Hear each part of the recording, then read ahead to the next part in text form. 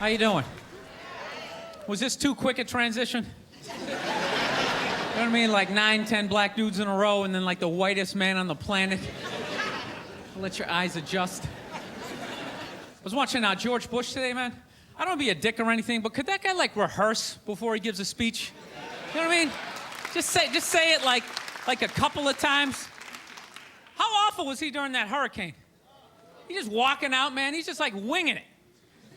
Walking out on the White House lawn, there's like sun in his eyes. He's just out there like, there was a hurricane. People are wet. People don't like being wet unless they're swimming in a pool. He sounded like a little kid giving a book report who like didn't read the book. He's just up there making up shit like, there was a dog and he bit somebody and they didn't like it. Every night I gotta watch that idiot on the news or they're doing stories about how fat kids are getting. You see that every night? Every night they're talking about kids are obese now. Not fat kids, not chubby, they're obese. Like bedridden. Like just laying there like, I had my first heart attack when I was 4. I was riding on my big wheel, I couldn't feel my left side, I began to pass out my head. Yo, I don't want to be a dick, but how do you get that fat that quick? I can see you're 30, 40 years old. You went to McDonald's for 20 years. You got a little gut going. But you're 5 years old. There's no excuse for that shit. I'm telling you, man, that's the parents' fault. You know, stop feeding him. He doesn't have any money. You know, seriously. He can't go get a job so he can go buy more food. He's got to eat whatever you give him. Just put a plate of seaweed right in front of him. Go ahead, eat it. I don't want to eat it. Good, go to bed. Those are your options. I own you until you're 18. Do some jumping jacks. No, but these parents are ridiculous. They act like they have no control. They're like, well, I don't know what to do. I mean, I tried to make him eat a salad, but he didn't want to eat it. He was like, no, I want a cupcake. I said, you can't have it. But then he sat on my chest, and I couldn't breathe, and I just wanted to get up after a while.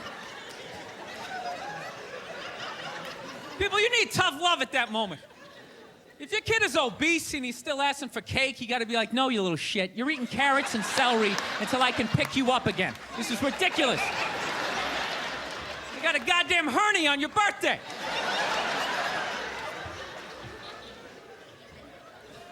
I know that seems harsh to be making fun of obese kids. I'll tell you why I'm doing it. They don't really exist. At least to the level that they're saying it's an epidemic. You know, which means when I leave the theater tonight, I should have, like, difficulty getting to my car because of all these fat fucking kids out there like, Jesus Christ, they're everywhere. They're like locusts. All over the place. But when you're broke, you can't find a beautiful woman. You're like under a bridge, there's like trolls and ferrets running around. They're just not around. Then the second you get you get a little money, they come out of the woodwork like, oh my God, you have some stuff. Can you buy me some stuff? I want some stuff too. Then the second you go broke, oh my God, I left something over here next to this guy. He has stuff, I've always loved you. No, you know what solidified my issues? This is what solidified it, okay? I was at a Yankees game one time, right? And I'm sitting there. It was like the end of the inning, and Tino Martinez catches a foul ball to end the inning. You know how they always throw it into the crowd? So there's like 100 people going, Tino, Tino, ball. There's a beautiful girl sitting right in the front row. Of course. Oh, my God, I have these. I get to sit in the front row. What, this doesn't happen to everybody? So there's 100 people asking for this stupid ball. He walks right up to her. Just hands it right to her. Didn't flip it, didn't toss it, handed it right to her. You know what I'd have to do in my lifetime to ever catch a foul ball?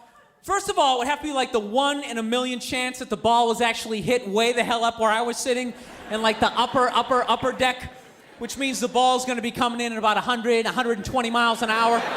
So I gotta figure out like which body part I'm gonna sacrifice to slow it down. And then I gotta pounce on it, curl up in the fetal position as 8 guys punch me in the back of the head. And I pray to God that I can hang on until security gets there. And he just walks right up and just handed her the ball. She probably didn't even know what it was. Like, basket? Oh, baseball. Oh, my God. Let me take this home and stick it next to my other unbelievable free things that I don't appreciate. Shelf in my house.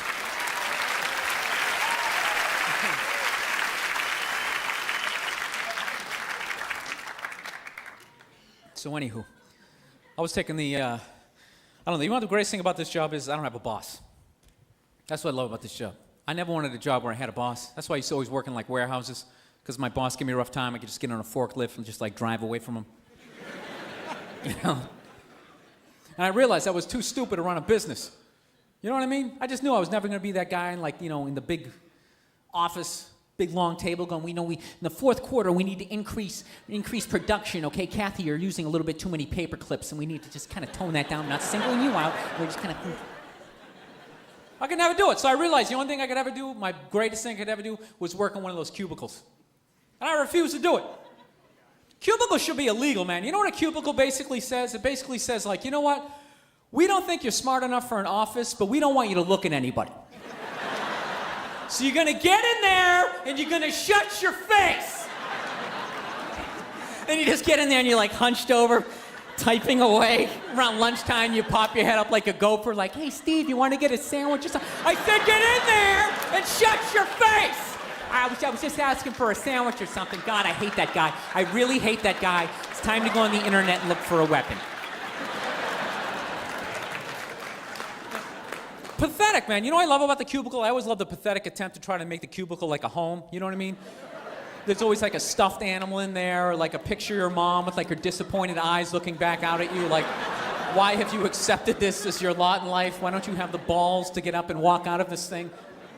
I'm telling you, those people need to be rescued. You ever walk by a cubicle? The person in the cubicle always looks back out at you. Because they're starved for some sort of human contact. They'll just start up a conversation like, hey, is it raining out? I haven't seen the sky in like 6 days. They don't let us look out the windows. So the other day, this is a true story, man. I'm standing there, right, minding my own business. All right, this black guy goes to get on the train, right? All of a sudden, the door's like closed on him. You know what happens? They kind of open and close. Like, it's like they're trying to like dice you up. So it's like typical New York. There's like 20 people watching, but nobody helps out. Everyone's just standing there like, wow, I think it's gonna cut his arm off. So the dude's stuck in the doors. The conductor comes out, starts giving the guy a rough time as he's stuck in the doors. He's going, come on, buddy, let's go. He's like, you're holding people up, let's go. So the dude in the door starts flipping out. He said, what the hell are you yelling at me for?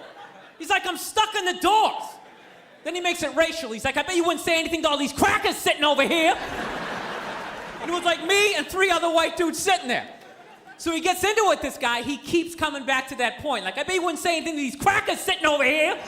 And after like the 3rd or 4th, crackers sitting over here, me and the 3 white dudes start like looking at each other like, dude, shouldn't we like be getting offended at this point? This is getting ridiculous. I can literally feel the heat from his fingers. He's going, crackers sitting over here. Somebody should do something. But you know what? Nobody did shit. We just sat there and took it. That's what sucks about being white in that situation. There's no unity. There's no brothers when it comes to white people. We are just complete individuals. We don't care about each other. It's not my brother. My brother lives in Ohio. I don't know that guy. I'm not concerned about over here. I'm concerned about from here to right here. Here. That was unbelievable. I got called a cracker for like 18 stops. I'll tell you, that's funny though when someone gets racial with you when you're white, because you're not allowed to get racial back, you know what I mean? So it's kind of like awkward. The dude's going on, you white boy, you cracker. You're like, yeah, you stupid jerk. No, you can't get racial back, because the second you get racial back when you're white, then all of a sudden they like wheel out that podium and have like that press conference. You gotta be like that guy standing up there going, I disgraced the company. I disgraced myself. I just like to state that there was no air conditioning on the subway. I wasn't thinking clearly. I have nothing against Mexicans. I went to Tijuana. I had a great time. Please don't do this. No, that's why a lot of white dudes, we can get uptight in certain social situations. We gotta watch out for the podium. No, that podium can come out of nowhere. You're not even trying to say something. You're like, yeah, I'm thinking of getting a shirt. What shirt? I'm thinking of the black shirt. What the hell did you say? I said black shirt. I should have said African-American shirt. I apologize. Please, I need this position. I have a mortgage. Please don't do this. So, anywho, I got a computer recently. That's like one of the biggest things in my life. I'm really trying to get like more like, into this whole technology thing. I'm awful with computers. I'm one of those guys, basically every button I hit on my computer has to like shut down, like regroup, somehow like deal with my idiocy, you know what I mean? Then there's always like some 8-year-old I see later on a laptop like, he's like breaking into the Pentagon, downloading movies that haven't even been made yet. I just got a plane ticket for $6. He just want to like slam his head in the thing. I'll tell you the only thing I like about my computer is I really enjoy spell check. No, I love it. You know what I love about spell check? You don't have to be close to getting the word right. Have you ever noticed that? All you gotta do is just get it like somewhere like within the ballpark of the word. It's almost like your computer can just start guessing like, I don't know, dinosaur? You know, when you're sitting there like an idiot, like, nah, I wasn't trying to spell dinosaur. So then what does your computer do? It starts throwing out like every D word it can possibly think of, like, okay, how about dictionary? Diary, any of this stuff looking familiar? Are we moving towards the goal or away from it? You ever spell a word so bad, though, your spell check has absolutely no clue what the hell you're trying to spell? What do you end up getting? You end up getting like a question mark. You got $1 million worth of technology just looking back at you like, just like, you got me, buddy? Which is pretty amazing, because I have all the words. Yeah, and that doesn't look like any of them. I can't even make a guess that's so screwed up. Would you like pass out and whack your head off the keyboard? Please tell me you're not that stupid. All right, that's it for me. You guys